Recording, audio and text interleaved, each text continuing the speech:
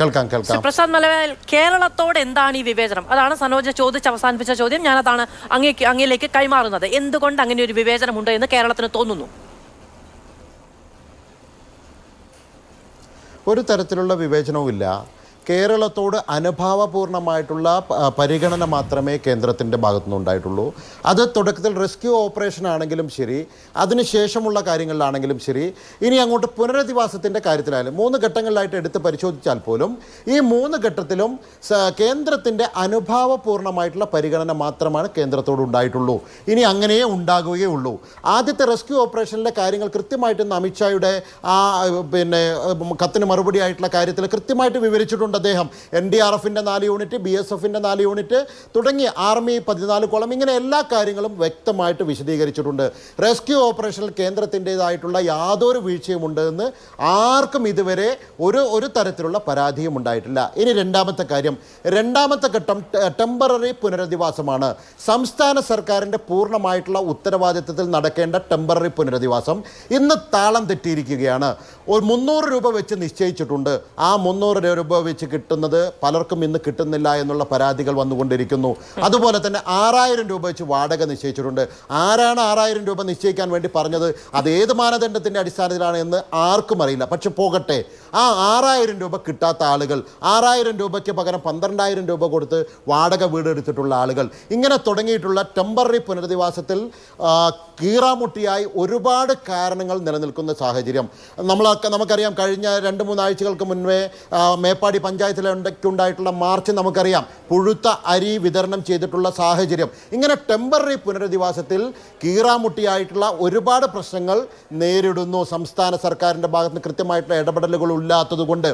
ഇനി ടെമ്പററി പുനരധിവാസം നിലനിൽക്കെ തന്നെയാണ് കേന്ദ്ര സർക്കാർ, നരേന്ദ്രമോദി ബഹുമാനപ്പെട്ട രാജ്യത്തിൻ്റെ പ്രധാനമന്ത്രി ഇവിടെ വന്ന് പോയി അദ്ദേഹം പറഞ്ഞു, ഈ പുനരധിവാസം അത് ഈ നാടിനെ കൈപിടിച്ച് ഉയർത്തണമെങ്കിൽ കേന്ദ്രത്തിൻ്റെ കൂടി സഹായം ആവശ്യമാണ് എന്ന് അദ്ദേഹത്തിന് ബോധ്യപ്പെട്ടതിൻ്റെ അടിസ്ഥാനത്തിൽ ബഹുമാനവനായിട്ടുള്ള പ്രധാനമന്ത്രി പറഞ്ഞിട്ടുണ്ട്, അതിന് കൃത്യമായിട്ടുള്ള ഡീറ്റെയിൽഡ് ആയിട്ട് പ്രൊജക്റ്റ് നിങ്ങൾ സമർപ്പിച്ചോളൂ. എന്തിനാണ് 3.5 മാസക്കാലം ഒരു ഡീറ്റെയിൽഡ് ആയിട്ട് പ്രൊജക്റ്റ് സമർപ്പിക്കാൻ? അതിന് ഇടയിലുള്ള കാര്യത്തിന് വേണ്ടി SDRF ഫണ്ടിലേക്ക് 145 കോടി രൂപ ജൂലൈ 30-ന് ദുരന്തം നടക്കുന്നു, ജൂലൈ 31-ന് ട്രാൻസ്ഫർ ചെയ്യുന്നു. ഓഗസ്റ്റ് 1-ന് വീണ്ടും 145 കോടി രൂപ ട്രാൻസ്ഫർ ചെയ്യുന്നു. ഓൾറെഡി 394 കോടി രൂപ ഇവിടെ സംസ്ഥാനത്തിൻ്റെ അക്കൗണ്ടിൽ നിലനിൽക്കുകയാണ്. ഈ 300 കോടി രൂപയോളം കേന്ദ്ര സർക്കാർ ഇവിടെ സഹായധനമായി തന്നെ അത് കൊടുത്തിട്ടുള്ളത്.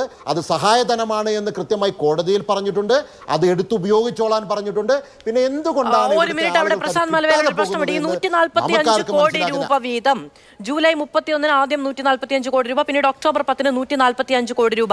SDRFിൽ ഓൾറെഡി ഉള്ളത് 782 കോടി രൂപ എന്നുള്ളതാണല്ലോ നിങ്ങൾ പറയുന്ന ഈ കണക്ക്.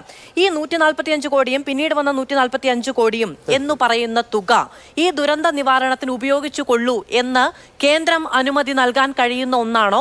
അങ്ങനെ കേന്ദ്രം അനുമതി നൽകിയാൽ SDRFിൽ നിന്ന് ഈ പണം എടുത്ത് ചെലവാക്കാൻ സാധിക്കുമോ? ആ പണം വയനാടിന്റെ പശ്ചാത്തലത്തിൽ വന്ന പണമാണോ? ഒറ്റ നിമിഷം കൂടി, ഞാൻ ചോദ്യം അവസാനിപ്പിച്ചു എന്നിടത്താണ് അങ്ങ് തുടങ്ങുന്നതെന്ന് എനിക്കറിയാം. എന്നിരുന്നാൽ പോലും ഈ പറയുന്ന പണം വയനാടിന് വേണ്ടി നൽകിയതാണോ അതോ 15ാം ധനകാര്യ കമ്മീഷൻ തീരുമാനിച്ചതിന്റെ പേരിൽ കേരളത്തിന് കൈമാറിയ തുകയാണോ?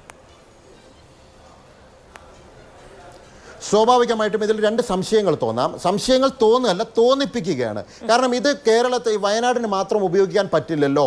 കാരണം ഇതെല്ലാ സംസ്ഥാനങ്ങൾക്കും ഇങ്ങനെ തന്നെയല്ലേ ഫണ്ട് കൊടുക്കുന്നത്. അത് ദുരന്ത നിവാരണത്തിന് കേരളത്തിൽ മുഴുവൻ ഉപയോഗിക്കാൻ വേണ്ടിയിട്ടുള്ള ഫണ്ടല്ലേ എന്ന് സ്വാഭാവികമായിട്ടും സംശയം ജനിപ്പിക്കുന്നുണ്ട്. പക്ഷേ നോക്ക്, 394 കോടി രൂപ ഓൾറെഡി സംസ്ഥാന സർക്കാരിൻ്റെ അക്കൗണ്ടിൽ 2024 മാർച്ച് മാസം 31-നുണ്ട്. അതിൻ്റെ പകുതി തുക ചെലവഴിച്ചതിൻ്റെ കണക്ക് കൊടുത്താൽ മാത്രമേ അടുത്ത ഗഡു അനുവദിക്കൂ എന്ന് ഈ ധനകാര്യ കമ്മീഷൻ തന്നെ പറഞ്ഞിട്ടുണ്ടല്ലോ. അങ്ങനെ അത് ചെലവഴിക്കാതെ ഇരുന്നിട്ട് കൂടി ജൂലൈ മാസം 30-ന് നടക്കുന്ന ദുരന്തത്തിൻ്റെ ഭാഗമായിക്കൊണ്ട് ജൂലൈ മാസം 31-ന് ഒരു 145 കോടി രൂപ ട്രാൻസ്ഫർ ചെയ്യുന്നുണ്ടെങ്കിൽ അത് എന്തിനാണ് എന്ന് അരിയാഹാരം കഴിക്കുന്ന ആളുകൾക്ക് മനസ്സിലാവുമല്ലോ. ഗണിച്ചറിയാൻ കഴിയുന്ന ഒരു കാര്യമല്ലല്ലോ. അരിയാഹാരം അവിടെ നിൽക്കട്ടെ. ശ്രീ പ്രസാദ് മലവേൽ, ഞാൻ ചോദിച്ചത് ചട്ടമാണ്. ഇത് വയനാട് ദുരന്തത്തിന് മാത്രമായി ഈ 145 കോടിയും പിന്നീട് വന്ന 145 കോടിയും ചെലവഴിക്കാൻ ചട്ടമുണ്ടോ? ഉണ്ടെങ്കിൽ അങ്ങ് പറഞ്ഞോളൂ, ഞാൻ അംഗീകരിക്കാം. നമുക്ക് മറ്റുള്ളവരോട് ചോദിക്കാം. അല്ലല്ല, ട്രാൻസ്ഫർ ചെയ്തിട്ടുള്ളത് 15ാം ധനകാര്യ കമ്മീഷൻ തീരുമാനിച്ച SDRF-ലേക്കുള്ള കേന്ദ്രത്തിന്റെ വിഹിതമാണ്. SDRF-ലേക്കുള്ള കേന്ദ്രത്തിന്റെ വിഹിതമാണ്. SDRF-ലേക്കുള്ള കേന്ദ്രത്തിന്റെ വിഹിതം ഒരൊറ്റ ദുരന്ത മേഖലയിൽ മാത്രമായി ചെലവഴിക്കാൻ കഴിയുമോ? കഴിയുമെങ്കിൽ അങ്ങ് പറഞ്ഞോളൂ. വേറെ എവിടെയാണ് ഇപ്പോൾ ദുരന്തം നടന്നിട്ടുള്ളത്? കേരളത്തിൽ വേറെ എവിടെയാ ദുരന്തം നടന്നിട്ടുള്ളത്? വേറെ എവിടെയെങ്കിലും ദുരന്തം നടന്നിട്ടുണ്ടോ? ഇനി വരാനിരിക്കുന്ന ദുരന്തത്തെക്കുറിച്ചാണ് സംസാരിക്കുന്നതെങ്കിൽ ഇത് തൽക്കാലം ദുരന്തം നടന്നിടത്തേക്ക് ഒരു 100 കോടി രൂപ എടുക്കുന്നതിന് ആർക്കാണ് ബുദ്ധിമുട്ടുള്ളത്? അത് എടുത്ത് ചെലവഴിച്ചിട്ട് കേന്ദ്രത്തെ കുറ്റം പറഞ്ഞാൽ നമുക്കത് അംഗീകരിക്കാൻ കഴിയും. ഇത് എടുക്കുന്നുമില്ല, ഉപയോഗിക്കുന്നുമില്ല. ഈ നാട്ടിലെ ആളുകൾക്ക് അതിനുകൊണ്ട് യാതൊരു ഗുണവും കിട്ടിയിട്ടില്ല. ഇതിൻ്റെ ഗുണം മുഴുവൻ സംസ്ഥാന സർക്കാരിന് മാത്രമാണ്. ഈ കോടികൾ കെട്ടിപ്പിടിച്ചിരിക്കുന്നതുകൊണ്ട് സംസ്ഥാന സർക്കാരിന് മാത്രമാണ് ഗുണം. വേറെ ആർക്കാണ് ഗുണം? കേന്ദ്രത്തിന് എന്ത് ഗുണം? കേന്ദ്രം ട്രാൻസ്ഫർ ചെയ്തിട്ടുണ്ട്. ഇതിന്റെ ഗുണം